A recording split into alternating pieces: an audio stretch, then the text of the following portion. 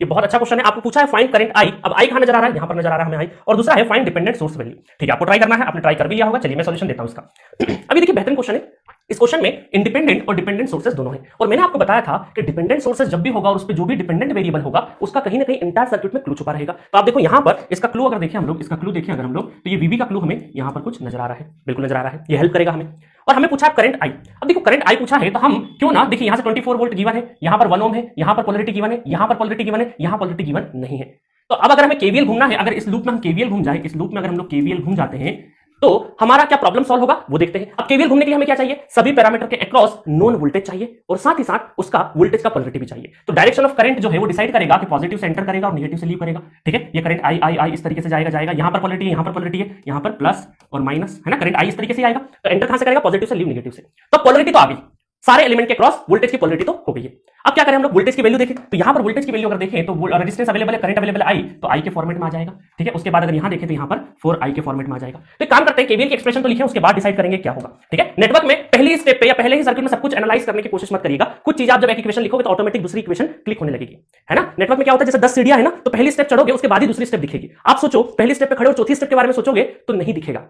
आई बात समझ में, एक एक स्टेप चढ़ते जाइए, उसकी अगली स्टेप अपने आप दिखने लगेगी। चलिए केवीएल लिखते हैं इसमें, तो केवीएल लिखेंगे तो 24, ठीक है 24 माइनस आई, उसके बाद चले हम लोग प्लस 2VB है ना, उसके बाद चले तो माइनस VB, ठीक है, उसके बाद चले तो minus 4i equal to 0। KVL लिख दिया हम लोगों ने, algebraic sum, all the voltages का सम कर दिया और अलजेब्रिक सम क्या कर दिया हमने, 0 के इक्वेट कर दिया। अब देखो यहां पर क्या हो रहा है, 24 एज इट इज लिख दिया हम लोगों ने। आई की अगर बात करें तो 1i और 4i तो कितना हो गया 5i, ठीक है, और 2VB में से 1VB चले गया तो कितना बचा, VB बचा इक्वल टू 0। अब देखिए इस इक्वेशन को ध्यान से देखिए, इस इक्वेशन में हमारे लिए हेडेक कौन है, ये VB हेडेक है। अगर इस VB की वैल्यू आ जाए तो इस इक्वेशन में एक ही अननोन बचेगा, दैट इज I, और हमारा क्वेश्चन भी क्या है, फाइंड करंट I।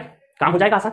तो आपको इस इक्वेशन में ये जो एक्स्ट्रा अननोन है VB, इसको एलिमिनेट करना है। और इसको एलिमिनेट कैसे करेंगे, इसको एलिमिनेट करने के लिए मैंने आपको बताया है कि जो भी डिपेंडेंट वेरिएबल, VB क्या है, डिपेंडेंट वेरिएबल है, इसका कहीं ना कहीं क्लू छुपा हुआ है। तो देखो यहां पर क्लू छुपा हुआ है, तो ये देखिए I करंट आ रहा है इधर से, ये I करंट आ रहा है। तो क्या मुझे इस रेजिस्टेंस के अक्रॉस रेजिस्टेंस पता है, VB पता, I पता है, तो इन तीनों को लेकर क्या मैं एक रिलेशन बना सकता हूं। तो अगर मैं यहां VB लिखूं तो VB इक्वल टू क्या, ऐसा लिख सकता हूं 3 into I, VB voltage equal to resistance into current, I into R, ऐसा लिख सकता हूं। तो एक इक्वेशन मेरी ये यूज कर लूंगा मैं कि VB इक्वल टू कितना होता है 3i, और यही इक्वेशन में यहां पे पुट कर देता हूं, यही इक्वेशन में क्या यहां पे पुट कर देता हूं 24 माइनस 5i प्लस VB की जगह में क्या कर दूंगा 3 इंटू आई इक्वल टू 0। तो 24 और 5 में से 3 गया तो कितना हुआ 2 इक्वल टू 0। कैलकुलेशन मिस्टेक भी बहुत होती है नेटवर्क में, ठीक है, इसका ध्यान रखना।